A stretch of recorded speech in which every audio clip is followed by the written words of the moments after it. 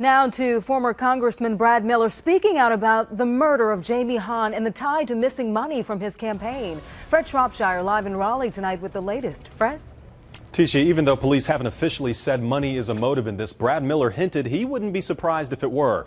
What did surprise the former congressman, he just learned today about an inquiry into his own campaign, which the man accused of murder worked for as an accountant.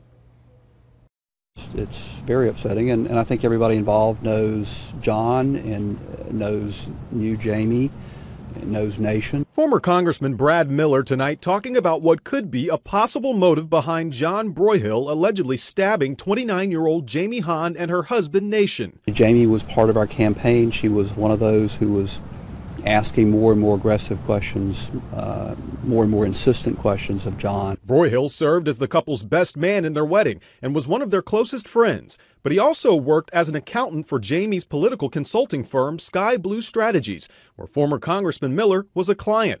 Miller says last fall the Federal Elections Commission sent his 2010 campaign a letter about 5 donors, good friends of his, he says, whose refunds never came. The FEC did send a letter that I just found out about today, and the letter was to John Wallace, the campaign treasurer, and he just found out about it today. He told me. Miller says Broyhill would have received that letter but never showed it to him or his treasurer, possibly because of money irregularities, and says it wasn't until recently, possibly before the stabbing and murder, that Jamie Hahn confronted Broyhill about the problems. Sources close to the investigation say Broyhill stabbed the Hahns Monday afternoon in their North Raleigh home before turning the knife on himself.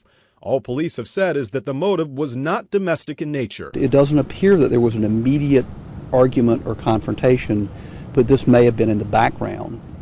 It certainly may be that John was aware that he was about to be caught. Broyhill is now facing a murder charge. Miller says Broyhill may have worked for other high-profile campaigns, so this possibly could be much more involved than we know right now. A funeral service for Jamie Hahn, by the way, is scheduled Saturday at Pullen Memorial Baptist Church in Raleigh. Live from the Raleigh Eyewitness News Center, Fred Shropshire, ABC 11 Eyewitness News at 10.